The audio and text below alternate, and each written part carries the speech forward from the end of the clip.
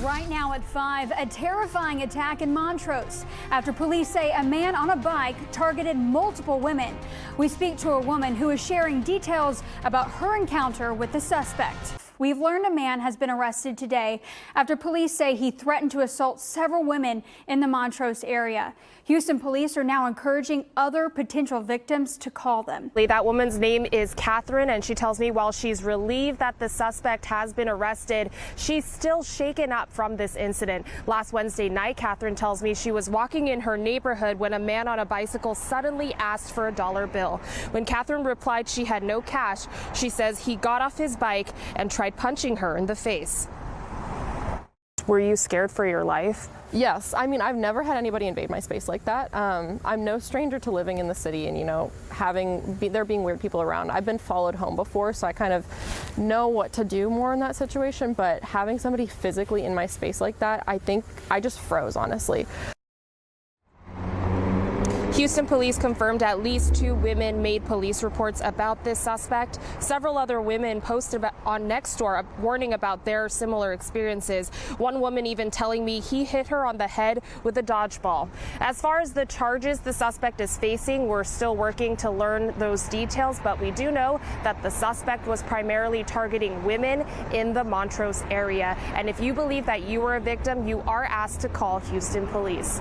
Well, a suspect being dubbed the Montrose Assailants is now being behind bars, accused of attacking multiple women in the area. Here's a photo of his arrest from yesterday, where police had to borrow a ladder actually from a resident to get to the suspect after he climbed on top of a structure. Learned that this man even dodged a prison sentence. She brings us the full story from Montrose. Multiple women attacks while walking through Montrose during the day, just like I am right now. The case of the Montrose assailant, it blew up on social media. Photos, videos, they were put out all over the place, and it helped identify Troy Johnson. He's now behind bars, and get this, he was out on probation when all of these attacks happened. Here's one of the videos that caught a lot of attention, leading to Johnson's arrest Sunday when he tried to get away from police by climbing on top of a building. 4 of these attacks are documented in court records, one being an attempted robbery on February 19th. The others all documented as threats. These documents say that one happened on February 17th here at this storage facility. They also say that the day before and then on February 19th, there were other attacks. I spoke to a woman who says she was attacked twice by the same suspect. The first one was on January 1st, he just rode up behind me on his bike, cussing me out, and he threw a ball at my head really hard. And then a few weeks later, I was walking my dog again, and he came up behind me, threw his bike down, and just started calling me a stupid and that he was going to beat my ass, etc. So I ran away. The big question, should Johnson have even been walking these streets?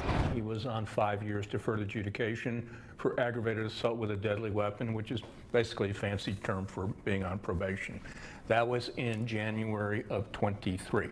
You had not 1, not 2, not 3, not 4, but 5 motions filed to revoke his probation. He was charged with terroristic threat. He was charged with criminal trespass. He was charged with assault of a public servant. And he was also charged with evading arrest. And this is all while he's on probation? Yes, all of this was on probation. Now he's facing 5 new charges, with documents listing 4 victims. If you have encountered Johnson, you're asked to call Houston police to make a report.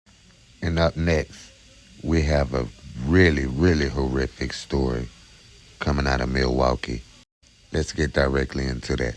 We now know the name of the 15-year-old person who Milwaukee police was found dead inside of a burning car last week on the city's north side. A disturbing discovery on Milwaukee's north side. First responders found a body inside of a vehicle set on fire. It happened just after 9 last Monday night.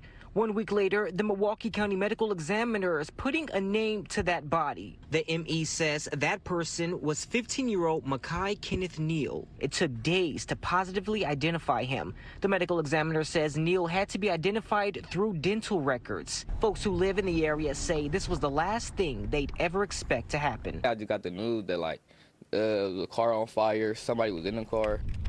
Off camera, people tell me Neil was a great athlete who loved playing football. Police say they're still investigating his death as a homicide. Holding balloons, pictures, and the number 15. It's a tougher day. It's kind of setting in on us that Makai is gone. Family and friends gathered at Hart Park in Wauwatosa to remember Makai Kenneth Neal. It's hard. It's hard. Milwaukee police say the 15-year-old was found dead inside a gray Honda Accord that was set on fire near 26th and Locust on February 10th. When something like that happens to someone so young, of course it impacts you, and honestly in the way that it happened too. It could be a more of a grieving process for the family. Saturday, loved ones close to Makai shared words and prayers in his honor. His smile, his charisma, he was just an awesome kid. Calvin Sherrod was his football coach, who says he thought they'd make more memories together. We were expecting going to Division I. A lot of the kids have that vision, but we believed he had the skill set and the work ethic to kind of make it happen. As tears and embraces were exchanged, they're hoping that closure comes through a homicide investigation. A criminal complaint explains police used cell phone records and surveillance to help make the arrest. Investigators say after the teen was killed, the defendants helped to try to destroy evidence by lighting a car on fire. Is my time on the bench. This is probably the most heinous case I've ever had to read about. Weeks after a 15-year-old boy was found dead in a burning car, the man accused of killing him, now charged with the crime. Do you understand your bail, Mr. Roby? You have to speak out loud.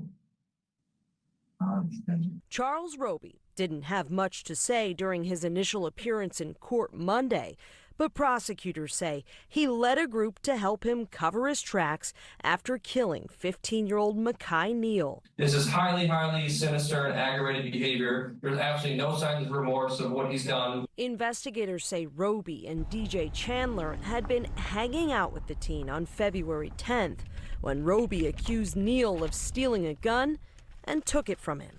A criminal complaint says Neal began calling his cousin to tell him what happened when Roby shot the teen.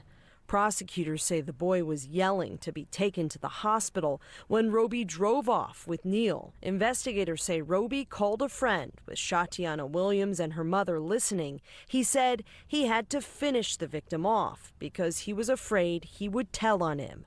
The women were later seen buying a can of gas for Roby, according to police. Neal's body was found in a burning car with 8 gunshot wounds about an hour later. Prosecutors charged 39-year-old Shatise Williams, 24-year-old DJ Chandler, 21-year-old Charles Roby, and 21-year-old Shatiana Williams in the death of 15-year-old Makai Neal earlier this month. Now, one of those 4 appeared in court for the first time this morning. A judge ordered Shatise Williams not to have contact with her daughter, who's also charged in this case. Yeah, we learned that this morning that Shatise Williams and Shatiana Williams are related. That 39-year-old Shatise Williams is the mother of Shatiana Williams. Now, as far as Shatise Williams, she has been charged this morning with harboring and aiding a felon. And so she's connected in the shooting death, as you just mentioned, Jaron, of 15-year-old Makai Neal, whose body was found burning in a stolen vehicle here in Milwaukee. So we learned in court this morning, again, that the court commissioner says Shatise Williams is Shatiana Williams' mother, who's also charged in this incident, as well as been charged with harboring and aiding a felon. The commissioner says while they are awaiting trial, Shatise Williams cannot have any contact with her own daughter, as well as the 2 other defendants. While it is very disturbing as to your culpability based on these allegations, the allegations of the part that you took in this offense is extremely disturbing. I also believe that based on what you're charged with at this time, and based upon the recommendation of the state defense attorney and the PSA, which is recommending a release upon recognizance, that a PR bond is appropriate. Your daughter, who is also charged with the same offense, was given a PR bond as well, along with certain conditions. According to the criminal complaint, 15-year-old Makai Neal was shot 8 times. His body was found in the burning car near 26th and Locust earlier this month, and friends tell 12 News Neal was part of a youth football organization that specializes in developing good players and people both on and off the field. Yeah, just such a terrible story all the way around, Duke. So we know that 3 of the 4 suspects have now made their first court appearances. Any status on that 4th and final suspect? Yeah, as of right now, we are still waiting on the 4th person. This is the DJ Chandler involved in the shooting death. As of right now, we're still waiting for some paperwork to get cleared, and he'll make a first appearance sometime today, expected. And that concludes tonight's episode of Prime Crime Network. So what do you guys think about tonight's story? Do you think this guy should be put away forever? Or you think he can possibly be rehabilitated? And what do you think about this story? Do you think these 4 have a chance of coming home? Do you think Mr. Charles Roby is going to do the rest of his days in the penitentiary? Or will little Makai Neal's family get the justice that they so deserve? Drop a comment below. Let us know how you're feeling. And until next time, this is Prime Crime Network, and I'm your gracious host, Marlo, signing off. Thank you for watching Prime Crime Network, your source for urban and suburban and around the world news. Hit the subscribe, like, and the notification bell